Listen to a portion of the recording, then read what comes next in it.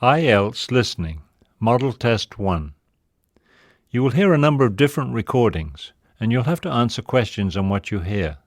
There will be time for you to read the instructions and questions, and you will have a chance to check your work. All the recordings will be played once only. The test is in 4 sections. Write all your answers in the listening question booklet. At the end of the test, you will be given 10 minutes to transfer your answers to an answer sheet. Now turn to section 1 on page 236.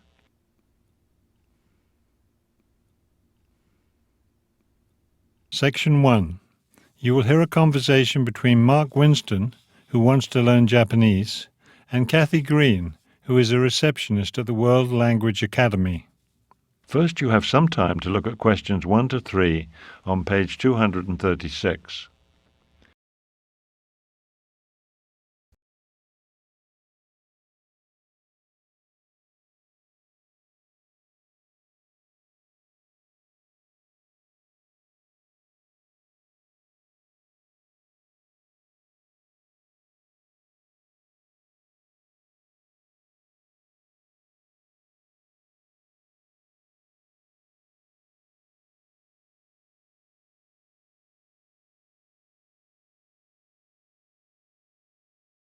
You will see that there is an example which has been done for you.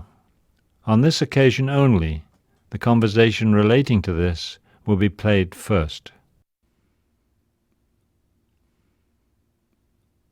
Good morning. May I help you? Yes, I'm Mark Winston, and Oh, excuse me, Mr. Winston. World Language Academy. This is Kathy Green. May I help you? No, this is a private language school, not a travel agency. No problem at all. Goodbye. I'm sorry, Mr. Winston. Now may I help you? Yes, I hope you can. I'd like to sign up now for a Japanese class next week. The man says he'd like to sign up now, which means register today for a language class. The number 2 has been written in the blank. You should answer the questions as you listen, because you will not hear the recording a second time. Listen carefully and answer questions 1 to 3. Good morning. May I help you? Yes, I'm Mark Winston, and Oh, excuse me, Mr. Winston. World Language Academy. This is Kathy Green. May I help you? No, this is a private language school, not a travel agency. No problem at all. Goodbye. I'm sorry, Mr. Winston. Now may I help you? Yes, I hope you can. I'd like to sign up now for a Japanese class next week. Classes start next week, and we have lots of Japanese classes to choose from. Have you studied Japanese before? No, I haven't. I'm a beginner. I'm planning to visit Japan next summer, so I want to learn a bit of the language. That's great. Japan is a wonderful place to visit. I spent a month in Tokyo last year, actually, and I even climbed Mount Fujiyama. Really? That's too much activity for me. I'm just planning to visit Tokyo. I think I'll find plenty to do there. You certainly will. All right, then, let me tell you a bit about our classes. They're all taught by native speakers, and they're all specialists in their field. You can choose a Japanese for tourists class, Japanese for business travelers, or Japanese for university students. You're not studying at a university, are you? No, I graduated a few years ago. Well, then the tourist class is probably best for you. Yes, I think you're right. I just want to learn enough to order food in restaurants and go shopping and things like that. When does the Japanese for tourist class begin? Let's see. We have a class for beginners that starts next week. I think there are still a few spaces left. You're in luck. We have 15 students enrolled, and there's room for 3 more. Before you hear the rest of the conversation, you have some time to look at questions 4 to 10 on pages 237 and 238.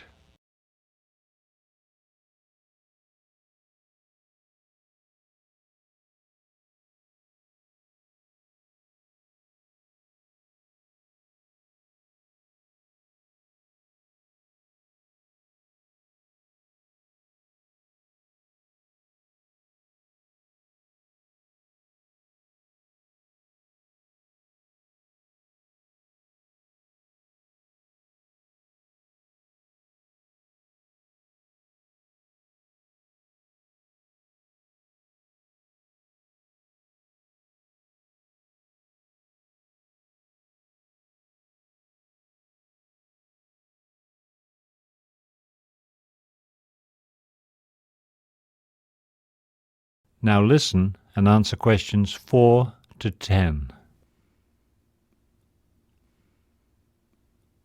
When does that class meet? Every Monday, Wednesday, and Thursday from 5:30 until 7:30. That's a bit early for me. I work until 6. Don't you have a class that starts later in the evening? No, not for beginners. Let's see.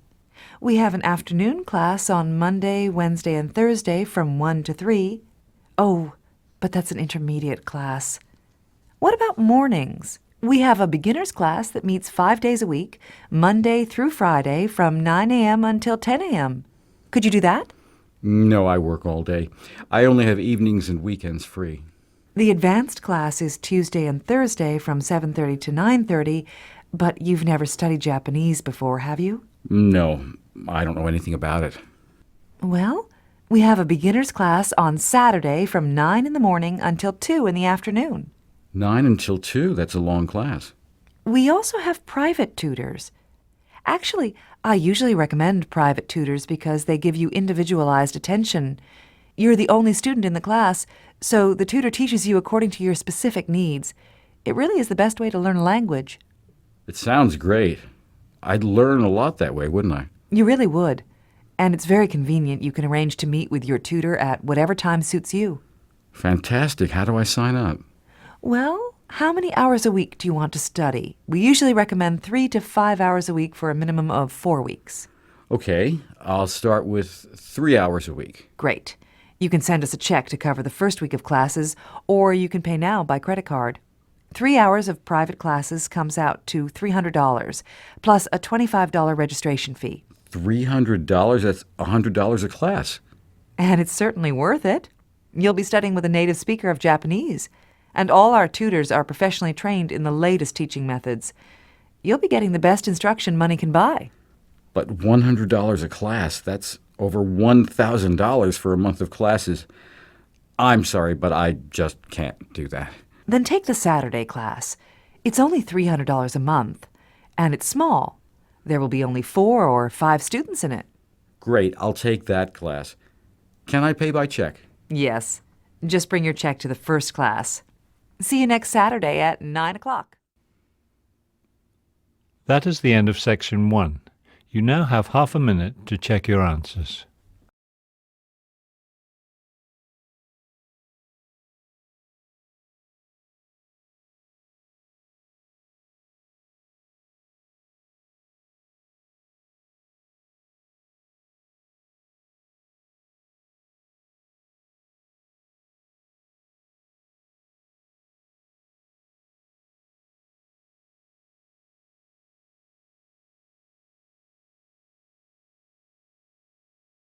Now turn to Section 2 on page 238.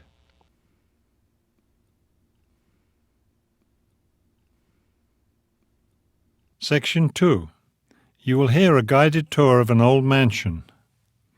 First, you have some time to look at questions 11 to 13 on page 238.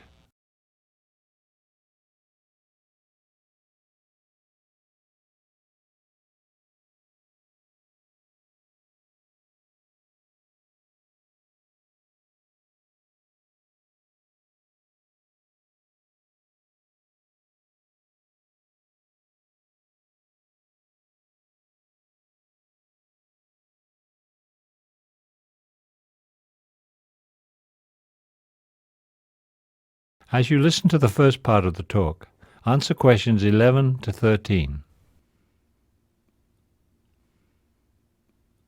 Good afternoon. My name is Barbara Wilson, and I will be your guide for today's tour of Sumner Mansion. As a reminder, before we begin, we ask that you not take photographs inside the building, and please turn off your cell phones during the tour. Also, we request that you refrain from eating as well as drinking inside the mansion.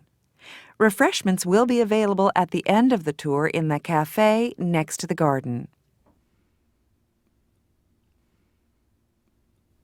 Before you hear the rest of the tour, you have some time to look at questions 14 to 20 on page 239.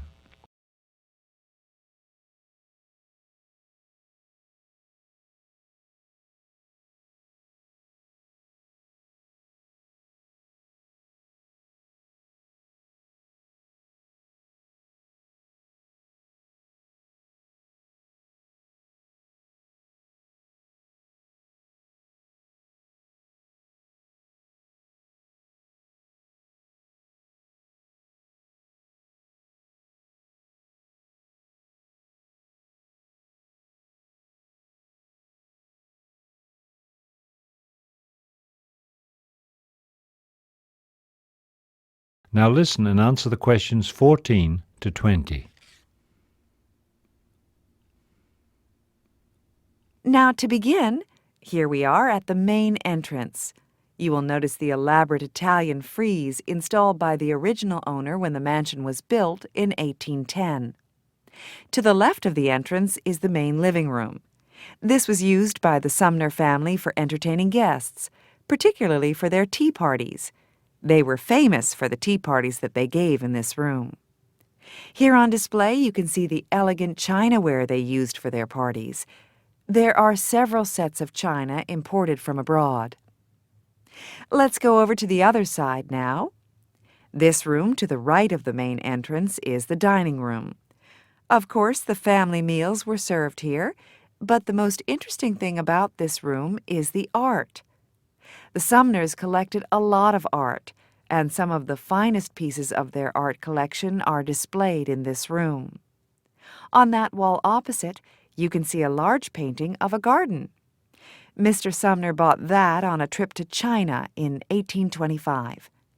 You will also notice several smaller pieces of Chinese art, as well as some portraits of the family. Behind the mansion are the famous Sumner Gardens. Right now you can see a spectacular display of roses.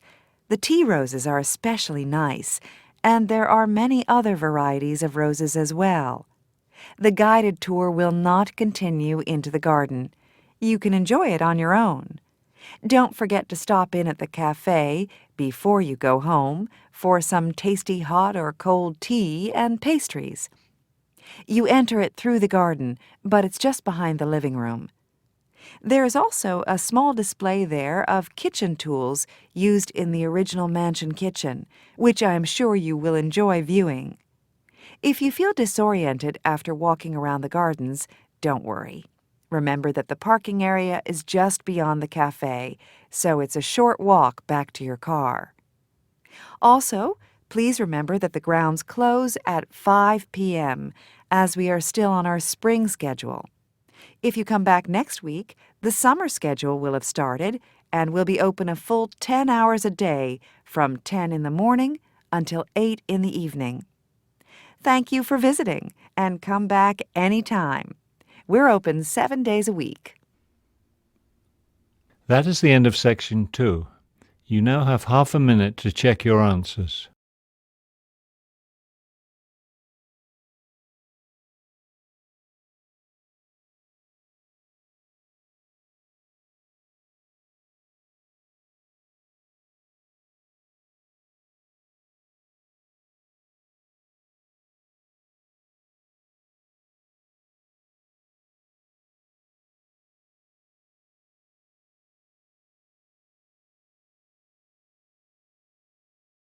Now turn to Section 3 on page 240.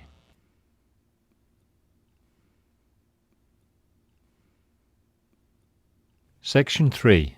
You will hear a panel discussion between the panel moderator and two panelists, Dr. Karen Akers and Dr. Fred Williams, both transportation consultants.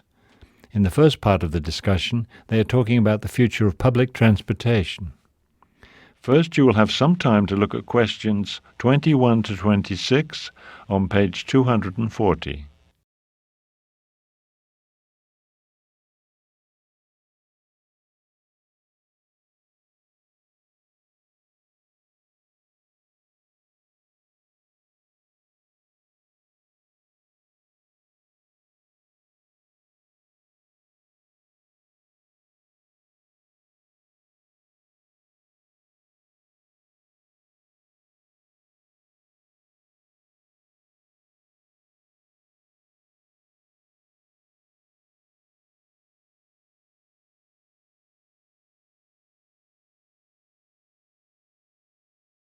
Now listen carefully and answer the questions 21 to 26.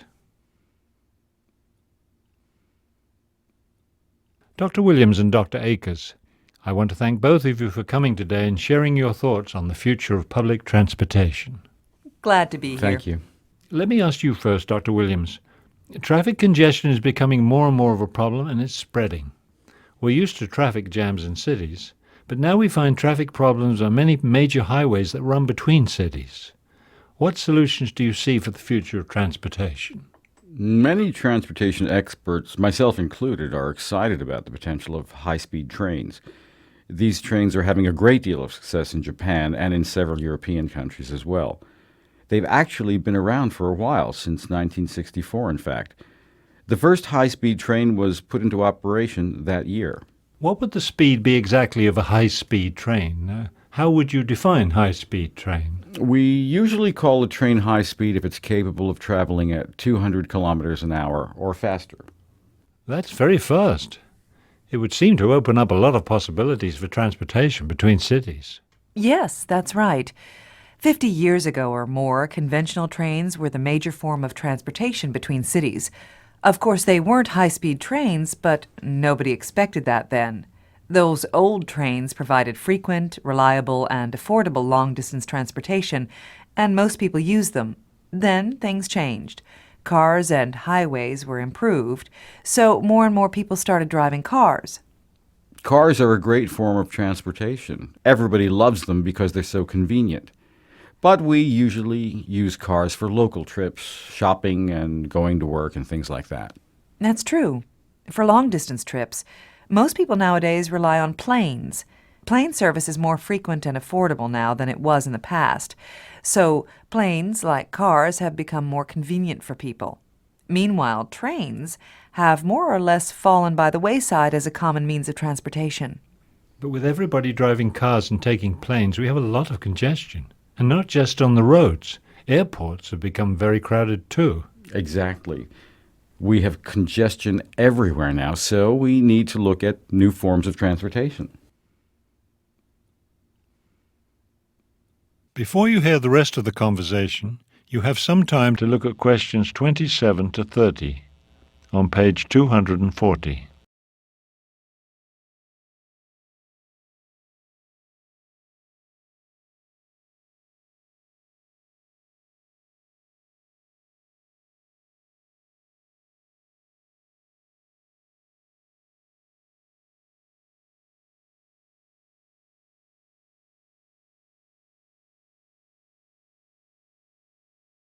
Now listen and answer questions 27 to 30.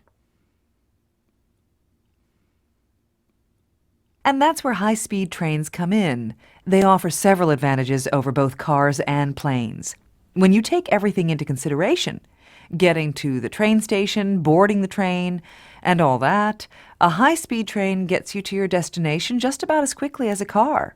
So speed isn't really an advantage. Cost isn't always either.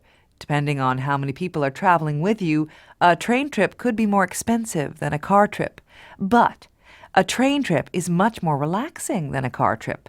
You can read, sleep, eat, whatever, while the train carries you to your destination. And of course, you're never delayed by traffic jams. To my mind, these are great advantages. Yes, I can really see the advantage of the train over the car.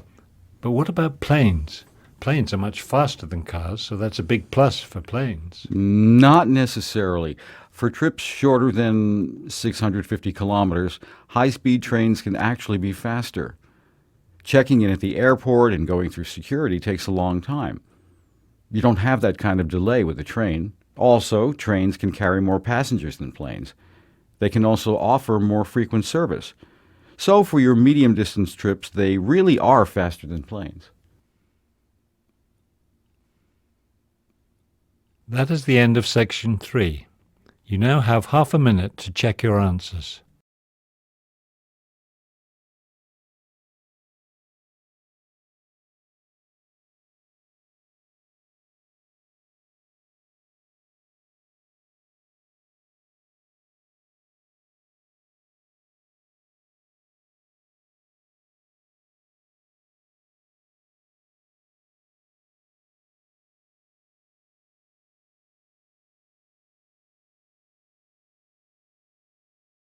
Now turn to section 4 and page 241.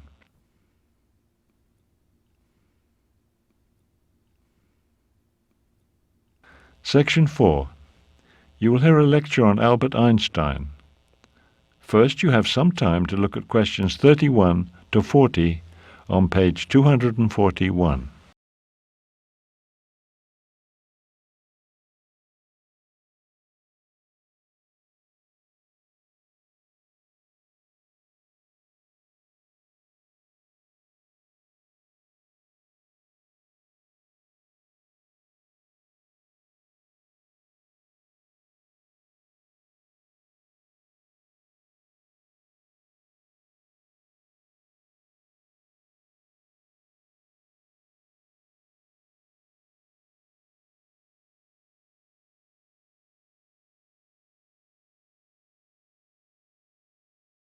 Now listen carefully and complete the timeline in questions 31 to 40.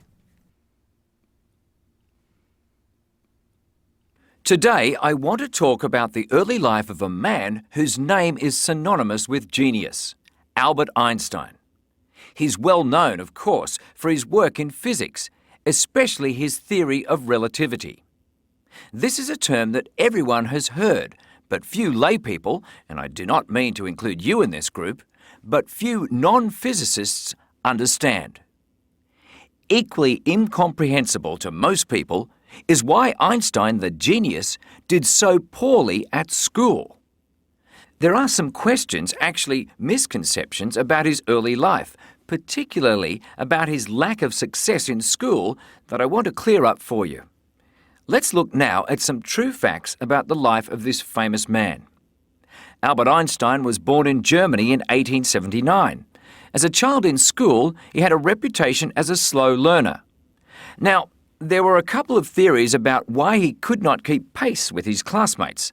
He may have had some sort of learning disability. We don't know for sure. Another theory about his slow learning is that he may have suffered from a condition related to autism.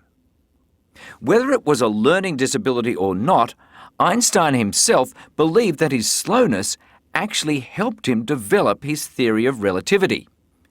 He said that he ended up thinking about time and space at a later age than most children, at a time when his intellect was more developed. He didn't even begin to study mathematics until he was 12. There are popular rumours that he failed his math classes, but this is actually not true. Mathematics was a later passion. His first was the violin. Like many intellectuals, Einstein had a passion for music. He started his study of the violin during elementary school and continued playing the violin for the rest of his life. When Einstein was 15, his family moved to Italy. Soon after that, his parents sent him to Switzerland, where in 1896 he finished high school. After graduating from high school, he enrolled in a Swiss technological institute. In 1898, he met and fell in love with a young Serbian woman, Mileva Maric. Maric was a mathematician, and Einstein considered her his intellectual equal. Einstein received a teaching diploma in 1900. The next year, he became a Swiss citizen. Although he had his teaching diploma, he had a hard time finding a teaching job. In fact, he never did find one. A friend's father helped him get a job at the Swiss Patent Office. He began working there in 1902. His job involved reviewing inventors' applications for patents. When he looked over the applications, he often found faults in the applicants' drawings. He would make suggestions so they could improve their designs and better their chances for receiving a patent. The same year Einstein began working at the Patent Office, he and Mileva had their first child, a daughter. Although they didn't actually get married until 1903, their son was born the following year. There's no record of whether the two children inherited their father's learning disability. That is the end of section 4. You now have half a minute to check your answers.